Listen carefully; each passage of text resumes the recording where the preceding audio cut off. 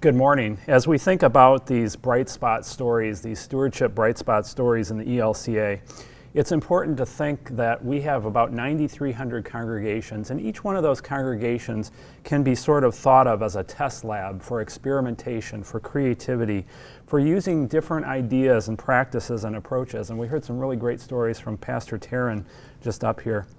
These bright spot stories are really a result of that sort of creativity and innovation, openness, and maybe even a little bit of vulnerability. The idea that the things that we try aren't always going to work. And with that in mind, imagine trying to figure out how to teach and model stewardship to a congregation that caters to people traditionally not interested in church, not interested in organized religion. And that's the story of Jacob's Well, one of our ELCA congregations in Minneapolis, Minnesota. It's a 10-year-old congregation that's figured out how in those 10 years to become self-supporting. And so we've got a video here with Pastor Greg Meyer. He's going to talk about what they've learned about having a vibrant stewardship ministry in their congregation. Hi, I'm Greg Meyer, pastor with Jacob's Well in Minneapolis. Jacob's Well is a 10-year-old reinvented congregation that is focused on people who have given up or are giving up on God, faith, and church. And so you could imagine our stewardship path has been a little different because, well, I know it's difficult for everybody, but we have people that really don't have any history or idea about giving to church in the first place. So we got to start from scratch, and that's made us learn a lot. We do have a staff of about 5 people, as well as some stipended folks, and a budget of a little over $300,000 a year, and we are sustainable. We have been since our very earliest years. So we've learned some things along the way. Now, I have to say that if my treasurer heard me say that we're sustainable, she would laugh, but we are. We pay our bills. We don't have enough left over. Yeah, it probably sounds familiar to you too. And I think we've learned a lot along the way. So let me share a little bit about it. The first thing I'd say is I really do believe that you, as leaders, as pastor or stewardship leaders in your community, in your congregation, need to have this inner conviction that your community, your church can be sustainable. And you need to have a vision of what that church looks like in a sustainable way. It needs to be realistic, but it needs to be big picture. It needs to be visionary at the same time. Second, I think there needs to be a message of stewardship that is not looking at what it requires, what you need to keep your church going, but rather what it will take in order to further you in the ministry that you have been called to. What is the work that your congregation exists for? I think that's the compelling thing for people. And then open an ongoing conversation among the community about what they can do to be a part of that. The thing here is that the more people who are telling the story, the more people who are in on the conversation, the less work your stewardship team is going to have to do. Now, this includes not just telling people what their money is accomplishing, like a narrative budget might be doing, but a step beyond that. That is this, and that people need to see and experience the value of the church that they know that their budget supports. Okay? So, let me give you an example of that. Just a couple of weeks ago, on the Sunday right before Valentine's Day, a member of the Jacob's Well community who was doing the welcome, we have someone do that way every week, surprised us and said, on your communication card, something that we ask people to fill out every week when they come, said, write a Valentine to Jacob's Well. Tell us why you love this place. And let me just tell you some of what people see and experience in Jacob's Well. Jacob's Well changes people's lives, and we are so thankful. Thank you for your tireless commitment to reinventing in a relatable way. So glad to be part of this community.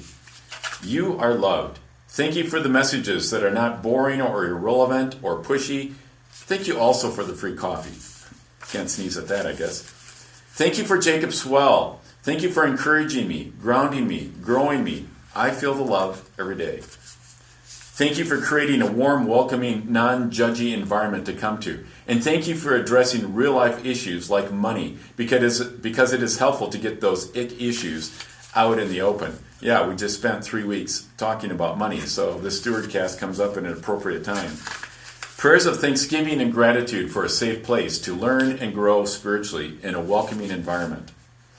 People need to be seeing and experiencing the value of church. Okay, third, and this is big. Everything I've talked about before, anybody who comes to talk to you about stewardship is going to tell you all that same stuff. Any book you read, any article you read is going to tell you all that stuff. So I don't know that that was very singular coming from Jacob Swell, but I think maybe this is.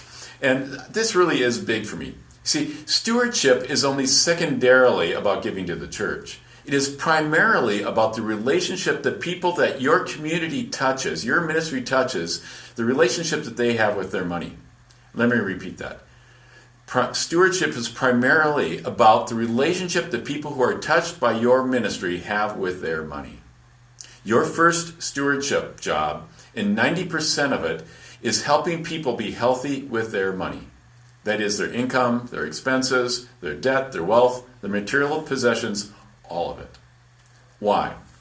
Well, first of all, spiritually, this is important. If money is calling the shots in people's lives, then God can't. Then there's also a relational aspect to this. If people have unhealthy relationships with their money, it is definitely damaging their human relationships as well, at home and at work in the community. If you're a pastor or someone who does counseling with couples, I bet you've had the same experience with me. I don't know that I've ever worked with a couple who was in some sort of crisis where money wasn't a major issue, and sometimes the one that really becomes the straw that breaks the camel's back. So it has relational implications as well. And then practically, that's the third one. If someone is living off of 110% of their income, or can't make their credit card payments, or isn't saving for retirement, or that inevitable transition in life or accident that's going to find them, can you, in good conscience, say that you have fulfilled your stewardship obligation to that person? Or can you, in good conscience, ask that person to give or increase their giving to your church? I hope the answer to both of those is no. Because your stewardship obligation is, first of all, not getting money for them to supply your church, but to help them be healthy with their relationship with money, so that from that, then they could also be supporting God's work in your church. Great. So what does it mean you do? How do you accomplish that? Well, that's number 4 here. First of all, offer financial coaching. Okay? People need it.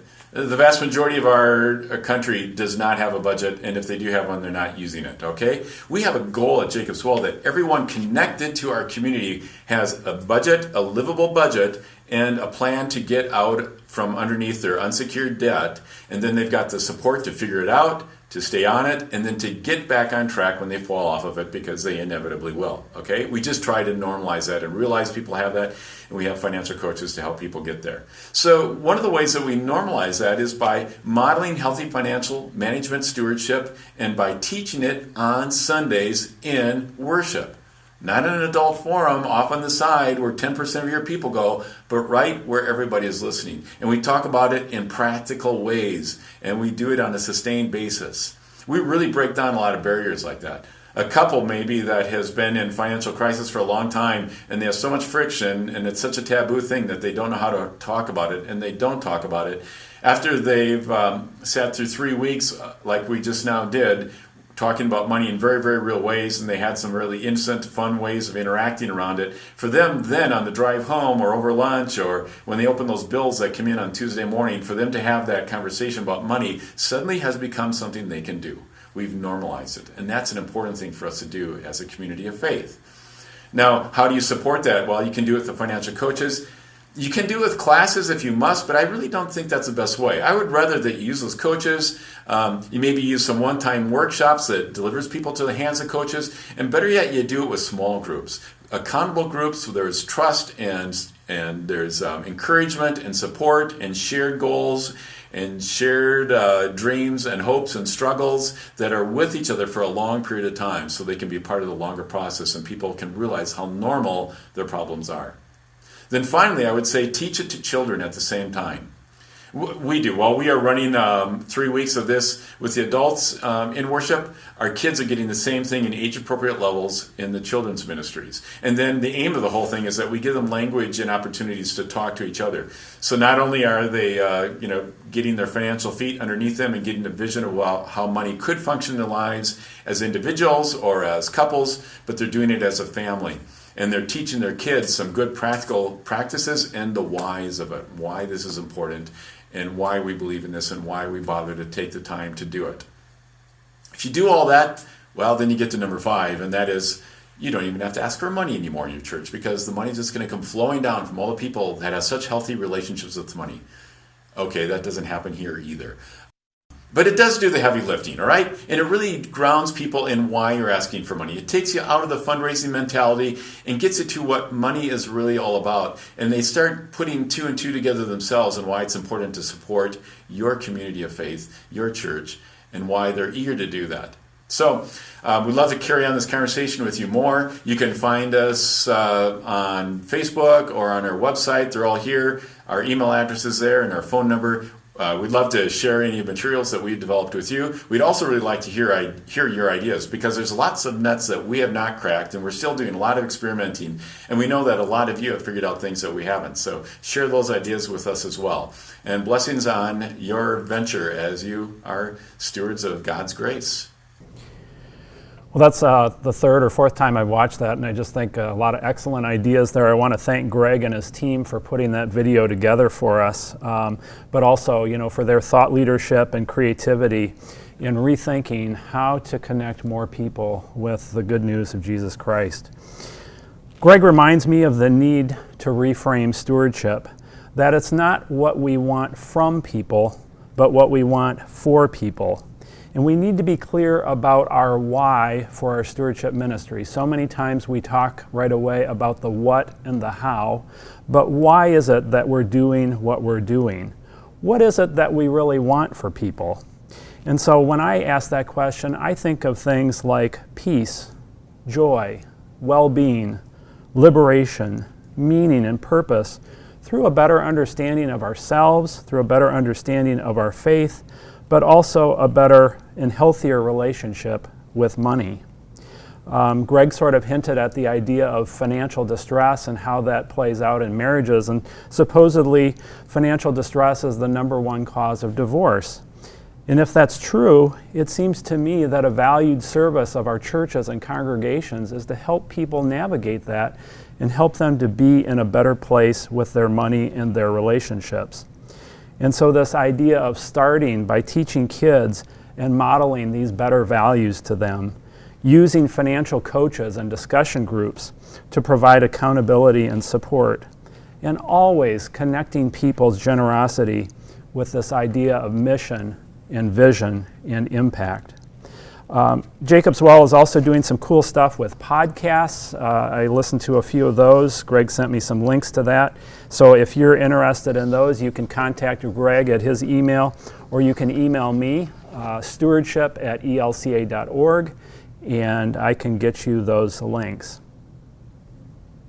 Again, as we think of the 9,300 congregations that we have in the ELCA and all the different experiments, and you're getting a flavor of some of that through these bright spot stories, none of us benefit from that learning unless that learning can be shared outside of those congregations. And so one of the things that we hope to do through our work here at ELCA Churchwide is to be a connector. We hear a lot of the stories through our conversations, through our travels, and what we try to do is to connect you, the rest of our church, with some of those ideas so that you might be able to accelerate your own learning from them. And so one of the ways we do that is through this event today, StewardCast. This is the 2nd year in a row that we've done that. We also have an e-newsletter called StewardNet that goes out quarterly to about 18,000 people in the ELCA. If you're not getting that and you'd like to, again, send me an email, stewardship@elca.org, and we can get you subscribed to that newsletter. Thank you.